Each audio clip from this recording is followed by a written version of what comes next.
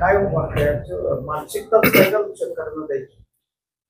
हे सरकार जे आहे ते शेतकऱ्यांच्या विरुद्ध सरकार आहे आणि जिथे जिथे लोकांचं नुकसान होतं, जिथे जिथे लोकांच्या वरती कठीण परिस्थिती येते, तिथे सरकारने प्रामुख्याने या पूरग्रस्तांचे किंवा स्थलांतरित लोकांचं पाठराखण करण्याची भूमिका घेतली पाहिजे. पण आपल्याला अशी उलटी परिस्थिती दिसते की या लोकांचा पुराशी सामना संपला की मग एक वेगळा लढा सरकारशी चालू होतो, मदत मिळून गेला, जी त्यांचा हक्क आहे, जो त्यांचा अधिकार आहे. पण ती मदत पण सरकार नाही देत आणि हे एक खूप चुकीची बाब आहे आणि ह्या सरकारचा निष्काळजीपणा त्यांना मागे पडणार आहे असं मला नक्कीच वाटतं. तर तुमच्याकडून कशा पद्धतीने आता मागणी करण्यात येणार आहे किंवा याच्याबद्दल? सगळ्यात पहिले जे पूरग्रस्त आहेत आणि जे स्थलांतरित झालेली लोक आहेत किंवा ज्यांचं नुकसान झालेलं आहे पुरांना, त्यांना भेटून त्यांच्या समस्या, त्यांची परिस्थिती काय, नुकसान कोणत्या प्रकारचं झालंय, नुकसान कोणत्या परिस्थितीचं झालंय हे समजून त्याचा आढावा घेऊन मग त्या सगळ्यांना एकत्र करून एक राज्य सरकारकडे मागणी केली जाईल.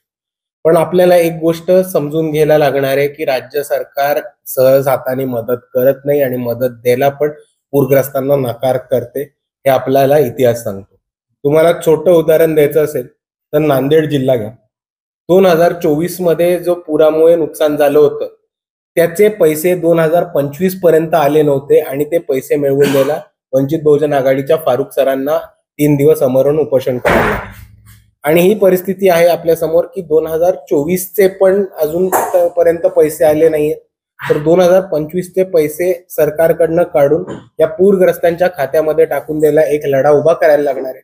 पण तो लढा उभा करायला आम्ही पूर्णपणे तयार येतो आणि पूरग्रस्तांना मदत ही पोहोचवण्यासाठी आम्ही तयार आहोत.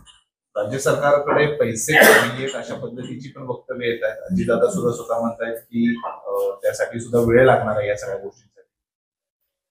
राज्य सरकारकडे पैसे नाहीयेत असा भाग नाहीये. आपण सर्वच दरवर्षीचं बजेट बघतो आणि आपल्या सर्वांना अंदाज येतो. आणि त्याचबरोबर जेव्हा राज्य सरकार एका बाजूला म्हणतं की आमच्याकडे पूरग्रस्तांना द्यायला मदत नाहीये आणि पैसे नाहीयेत, तेव्हा आपण अख्ख्या राज्य सरकारची तिजोरी ब्रँडिंग आणि बॅनर्स वरती महाराष्ट्रावर खाली केलेली बघतो. तर याच बरोबर आपल्याला कळेल की पूरग्रस्तांकडे राज्य सरकार कोणत्या नजरेने बघते.